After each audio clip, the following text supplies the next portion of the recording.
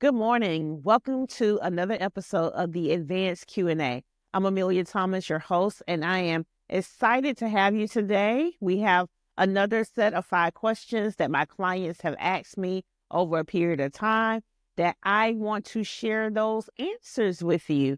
But before I do, as usual, I have to read a disclaimer to you.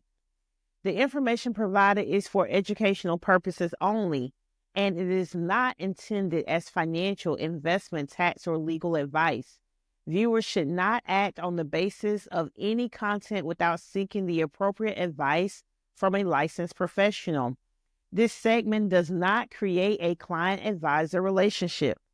Please consult with your own financial, tax, or legal advisor for advice tailored to your individual circumstances. Now, you're going to have questions throughout this presentation. There's absolutely no doubt about that. So depending on where you're watching this, or if you're watching this on replay, make sure that you drop your questions down into the comment box so we can go and collect those. And we tend to try to address those questions throughout the week by going live in our Facebook group, Hush It's a Secret, or we send out emails throughout the week addressing those questions. So if you're not on our email list, or if you're not in our Facebook group, what are you waiting on? Go ahead and hop in. Now, who am I? My name again is Amelia Thomas. I'm the managing partner of Empire Capital Ventures.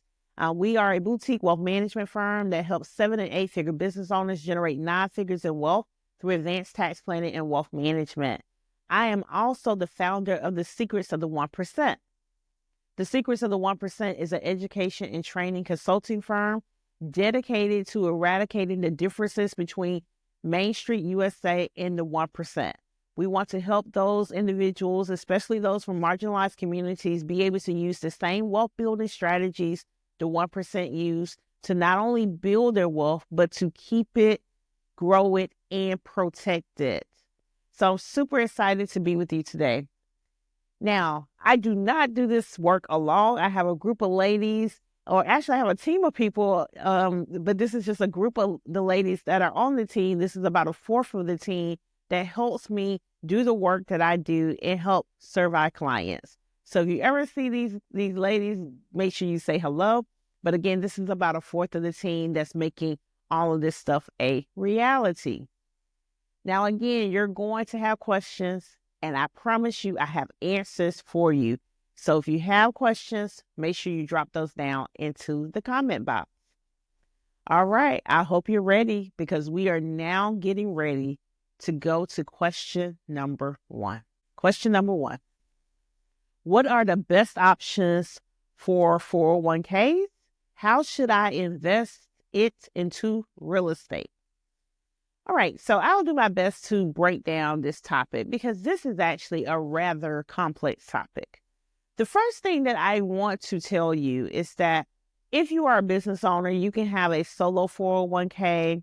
If you have a team of people, you may have a traditional 401k plan. And if you don't have a 401k, these plans are not difficult to obtain, or these plans are not difficult to start and put into place. Now, you can invest your 401k in a number of different things. There isn't anything that says that you have to absolutely only invest your 401k into stocks, bonds, and mutual funds. You can also invest your 401k into alternative assets. Alternative assets would be literally physical real estate. So not a REIT or not a mutual fund that has a lot of real estate type companies in it, but you can actually use your 401k to invest in actual real estate. You can also use your 401k to invest in cryptocurrency. You can use your 401k to invest in a number of different options.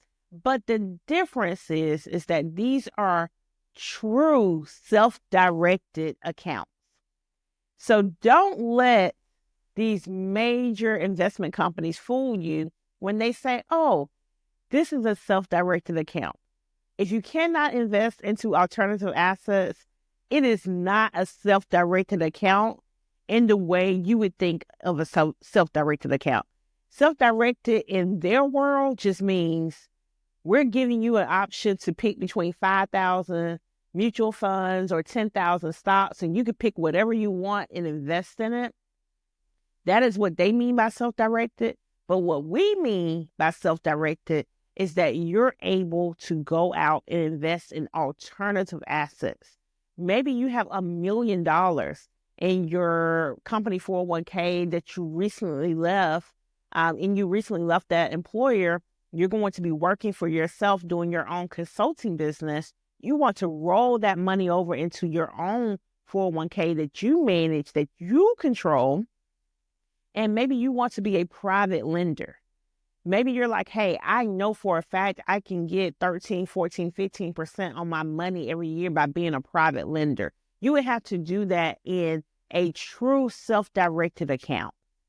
So that's number one. You must have a true self-directed account and not the self-directed account that you would find at Vanguard, Fidelity, Edward Jones, those types of companies.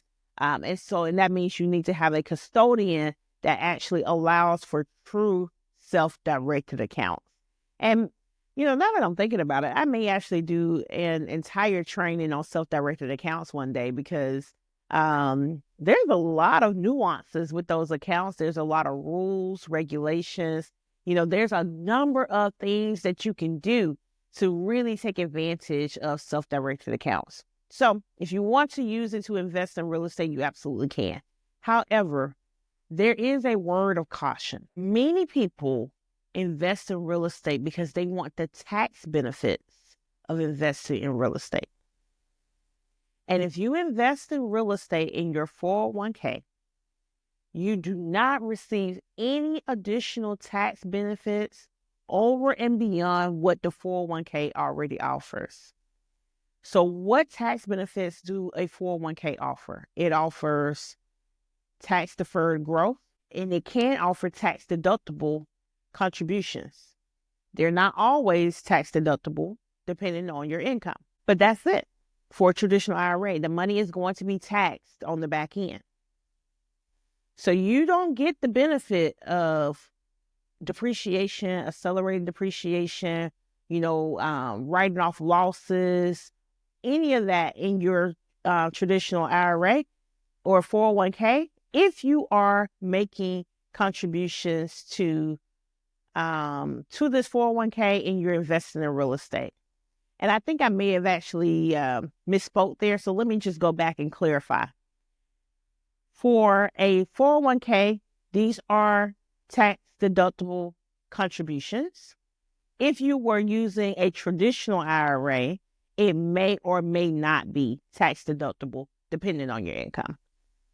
So if you're looking to invest in real estate, again, you're not going to receive any additional benefits over and beyond. And that's the reason why you hear many people, especially the real estate gurus in the marketplace, tell you that, hey, it may not make sense for you to invest in a retirement account and use that money to invest in real estate because the tax benefits are so much better if you invest outside of real estate, if you invest in real estate outside of your 401k.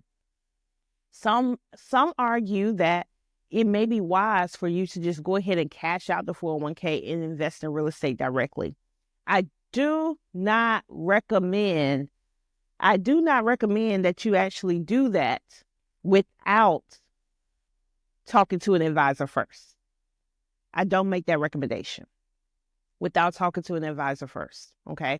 You need to have a sit-down conversation, and you really need to understand the tax implications. My goodness. You need to sit down and have a conversation to understand what the tax implications are to actually make that a strategy. So I hope that was helpful. I realized that was a pretty lengthy response, but there are a number of things that you should think about before investing real estate in a 401k plan. Question number 2. I have 2 children in their 20s. How should I incorporate them into the real estate business? So if you have children in their 20s, then that means that, these are grown adults. And most parents want their kids to grow up and go further in life than they did. And one of the best ways for you to do that is to incorporate your kids into your business as early as possible. So you do have some parents, when their kids are 10, 11, 12 years old, they put them to work in the business. They may be managing social media. They may be helping to create content, managing the website, a number of things, but they're putting those kids to work and they're getting them activated into the business. Now, if you have 20-year-old kids, it might be a little bit more difficult just simply because these kids may be in college. These kids may be married with kids of their own. They may be working full-time careers. And so you may have to start them off slowly, but what matters most is that you get started now. What matters most is that you get started now. Particularly if you plan to build an empire in the real estate business and your goal is to leave this real estate to your heirs, i.e. your kids, upon your passing. Or maybe when you fully decide to retire, you want to leave this to your kids in the most tax efficient manner possible. So you definitely need to get the kids involved so they can understand how real estate works. I would probably start off with something small, maybe allowing them to help you manage a property or two. Make sure that they're at the table, even if their name is not on the closing documents. Make sure that they're at the table, hearing the conversations, listening to you ask the questions to the brokers and the bankers, just so they can get more familiar with how these transactions work. And if you really still trust them after a year or two, they seem interested, they want to learn more, then maybe you guys do your first deal together. Maybe everyone's name is on the deed or on the LLC as a general partnership, and you're doing your first deal together so they can learn that process from beginning to end. So baby steps, even though we know they're not babies, let's start them off small. Let's start them off by just helping to either manage a property or just being at the table and in the room for the conversations from beginning to end of looking for a property and acquiring that property. And then from there, things should just kind of navigate and move forward on their own, just naturally. You'll understand if the kids really have an interest or if they don't. And then maybe if they don't, maybe you can help them figure out a different way to still be involved in the business while still moving the family wealth forward. Question number 3, how do holding companies work? So I'm going to do my best to give you a very simple explanation. But I realized that this could also be a class in and of itself. But there is a lot of conversation around holding companies. There's so much conversation around holding companies. And when you think about a holding company, I want you to think about an entity that is holding you up in the event that you're litigated against. That's what I want you to think about with a holding company. Now, a holding company is typically a LLC that owns a multitude of other LLCs. It could be a 100% owner. It could be a 50, 60, 1% owner, but it owns a lot of other subsidiary LLCs. And all of the financial information from those subsidiary LLCs flow up to the holding company. Now, the holding company is a very special entity in which you want to make sure you do not have a lot of liability in that holding company. Meaning it really should just hold the interests of those other subsidiary or other child LLCs. It should not own a car. It should not own a property. It just really wants to own the interests of those other subsidiary LLCs. Now, why wouldn't you want to put a car or a house or an apartment complex or a strip mall into the holding company? Because let's say you have that holding company that owns a 12-unit apartment complex. And let's say that holding company also is the owner of 5 other subsidiaries. And let's just say subsidiary number 4 or child LLC number 4 is sued and you lose. So now we got all the assets in Child LLC number 4 at risk. And guess what? They're not going to stop there. They're going to go up the chain. What's next when you go up the chain? Liability moves up and down unless you commingle, then it can move left and right. We don't want it to move left and right. That's the reason why that's the reason why not commingling is so important. So if you don't commingle, the next level of liability up is the holding company. Well, guess what? You put a property up there, a 12-unit apartment complex, and now that property is at risk because of the activity in Child LLC number 4. So that's what we want to eliminate. In this situation, the holding company failed to do its job. It did not hold you up because there were assets that were able to be claimed in the court over a LLC that was a subsidiary to that holding company. So if you have situations like that, that's not a true holding company. It is not a true holding company. So you might need to restructure your entity map so it can hold you up properly. Question number 4. I feel overwhelmed. I don't know where to start. Now, I realize that this is not a question. But again, when my clients come on board, during their onboarding or in just during the engagement, they're asking questions, they're sending us statements. And this was a statement that someone sent to us when they first joined our firm as a client. They felt overwhelmed. They didn't know where to start. And believe it or not, I know exactly who this client was.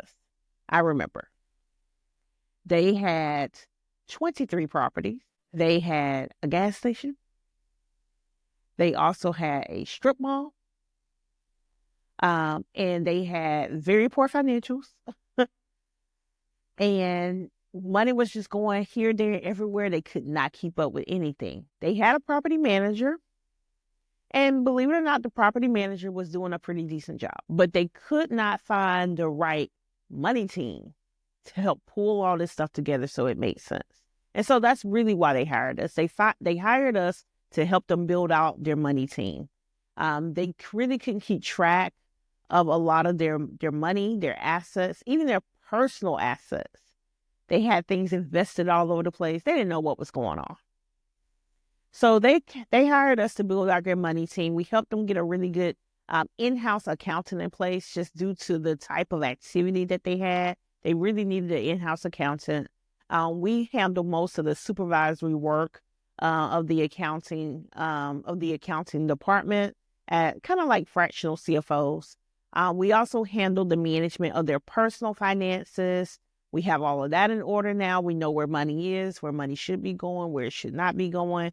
We're now able to see and we're able to trace. We're able to establish patterns and habits to help properly advise the client. So, they're no longer feeling overwhelmed. They do have quite a bit going on. And it probably took 12, 13 months for us to fully get everything ironed out. But now that everything is ironed out, the client is good. Their tax returns are filed. They're reducing their taxes because of the number of properties that they own. They don't do anything else. So they are a real estate professional in the eyes of the IRS. They want to purchase even more real estate.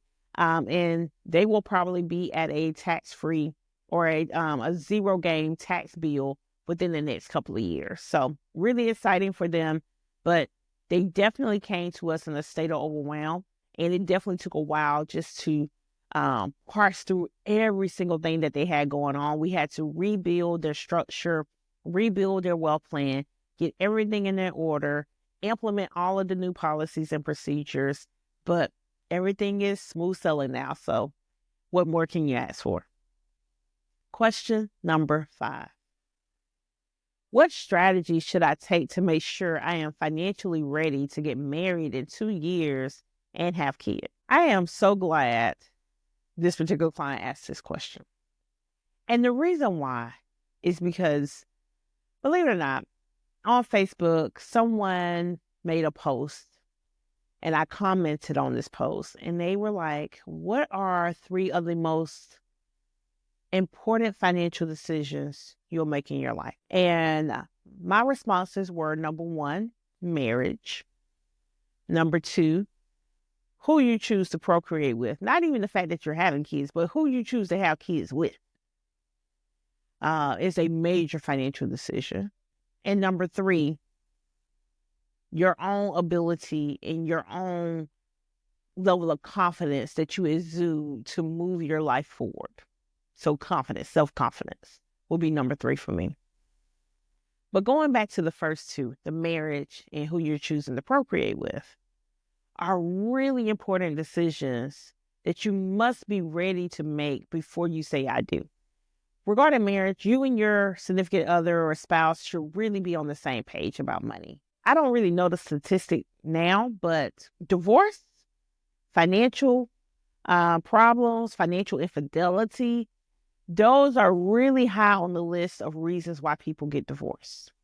Secret debt, secret accounts. Now, as a caveat to the secret accounts, I'm a big fan of women having a mad money account. Okay, big fan of it. You get bad enough, you need to be able to get up and leave. But it doesn't mean that account has to be a secret. And it doesn't mean that your significant other, even if you're a man, you can have a mad money account too. It doesn't mean that they have to know exactly how much money is in that account. But it really shouldn't be a secret that you have that account. And hopefully one day you never need it and that money just sits and grows and you can use it on other things one day. But I think everybody should have a mad money account, especially women. But going back to the point of the story,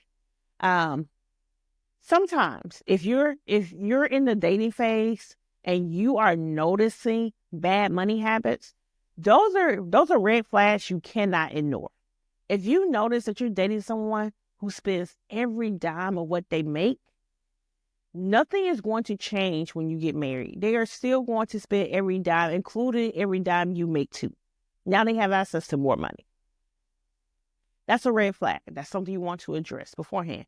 If you are married to someone who carries a lot of credit card debt, you need to understand why. Is it because you had a significant medical problem, you put all your medical bills on there? That's different versus you have a shopping problem and you don't make enough to cover your shopping, so you put it on credit cards and you just pay a little bit on the credit cards each month to keep them current, but you have a shopping problem. That's something you want to know beforehand. A lot of money habits have been passed down from our parents, so some of these things are rooted in trauma. And sometimes you need to have conversations with financial counselors, financial therapists to help you unwind those bad money habits and replace them with good money habits. And that takes time. But you need to understand that before you say I do. It is not the time after you get married to try to work on that. It's just not the time. And if you are unable to do or to get on the same page about money with this person in the dating phase, then you probably should not have kids with that person either. So if you feel as though or you've seen those red flags, again, I'm not saying go ahead and just, dump that person, right? What I am saying is give that person an opportunity to improve. Hire a counselor, hire a therapist. This is not a conversation for a financial advisor. This is not a conversation for a wealth manager. We're not trained to deal with that type of counseling. We're just not. And that's why you have financial counselors. And that's why you have financial therapists. Or that's why you have general therapists who have specialized training in financial infidelity or money management issues. So you need to go get some training and some assistance before you say I do. And at the end of that process, if you don't see any improvements, in fact, you may have seen things have gotten worse. The other person may have grown resentful. Then that might just be the last sign you need to go ahead and break it off. Because you do not want the baggage of carrying the support and weight of a person who does not have a healthy relationship with money. So I hope that was helpful. And if so, I want to know, are you going to be the next person to conquer your finances? If so, I invite you to take advantage of our 5-day Build Your Wealth Empire Challenge. Yes, we're going to have a 5-day challenge. It's going to be phenomenal, and I cannot wait for you to join in. Now, what's going to be on the agenda each day? Day 1 is all about flipping the Bezos billionaire switch in you. I want to help you find that inner billionaire. Even if you don't even have a desire to be a billionaire, I want to help you find that inner billionaire so we can get at the money. Day 2, we're going to talk about the 4 doors your new net worth will unlock. If you've been following me for any length of time, you know I'm a huge fan on everyone striving to be an accredited investor. And once you reach that, there are 4 doors your new net worth will unlock for you. And we're going to talk about what those 4 doors are. Day 3, we're going to discuss how to play the zero tax game and win. Guys, I hear so many people say, oh, I don't want to pay taxes. I want to reduce it as low as possible. That is not a 1, 2, or maybe even a 3-year situation. That is more of a 5 to 7, 5 to 8 year conversation. Why? Because you have to accumulate the assets that give you the tax benefits. You have to accumulate them. You have to grow it. More than likely, you cannot afford to just buy everything that you need to buy in year 1 to zero out your tax. This is a long-term game, and you have to accumulate the right assets too. The assets that are going to give you the tax benefits, i.e. the things the government wants you to invest in to receive that result. Day number 4, the free money gap you've been denied access to. There is so much money in the marketplace, other people's monies, grants, all types of things. And we're going to get at that. We're going to talk heavily about, SBA funding, what it takes, how to get around certain aspects of SBA funding. We're going to talk about potentially even buying a business with no money down. I went to a phenomenal training about a couple of weeks ago where that's all we talked about for those 2 to 3 days. Purchasing businesses with no money down is something I'm looking to incorporate into my own wealth building strategy and journey. And it's also something I want to help my clients incorporate into theirs as well. And I want to share some of the things that I learned while I was at that training. Day 5, I want to help you manifest like the Rothschilds. I want to help you bring these things into reality. This 5-day challenge, you should not leave as the same person that you were on day 1 by the end of day 5. It just shouldn't happen. And I realize manifesting means different things to different people. But we're going to also take some action. We might dream a little bit, but we're going to put some action behind those dreams because, again, you can pray, you can hope, you can dream, you can manifest, but without the action, we're not going to move the needle. So again, this is not for you. If you're like, hey, I really don't have the time to dedicate to this training. I may only have a couple of hours throughout the week. I don't have time to go back and watch the replays. Then this training is not for you. You may need something a little bit more specialized and customized from day 1. And if that's you, go ahead, send us an email at support@secretsoftheone%.com, and we'll see how we can help you. But if you have the time to do the work during this challenge, even if you can't attend every day, but you have the time to watch the replays and you can get this work done, I promise you, you're going to see a difference in your behaviors and the way you think about money by the end of day 5. And if that's you, this challenge is definitely for you.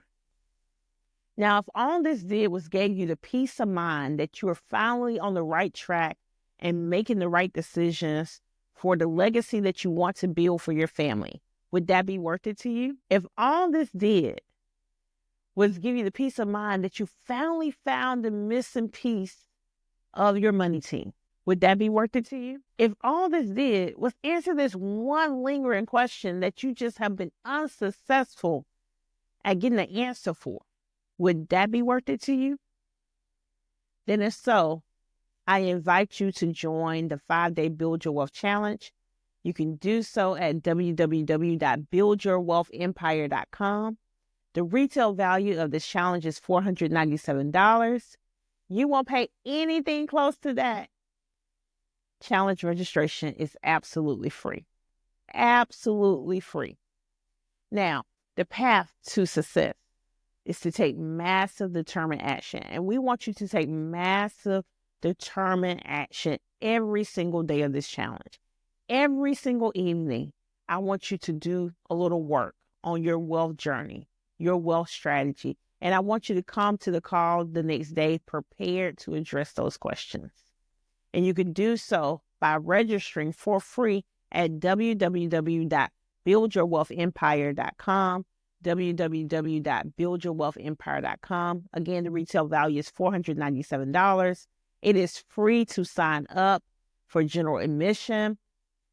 If you want to upgrade to VIP, we have some special perks for those who want to upgrade to VIP, and that's only $27. But you'll see more of that once you register. Now, before we depart, again, www.buildyourwealthempire.com is going to be the best time you spent that week. And any questions? If not, thanks so much for joining our advanced Q&A today. I hope you learned something. I hope you're able to take something from this call and go and implement it immediately to improve your wealth structure. Have a great day.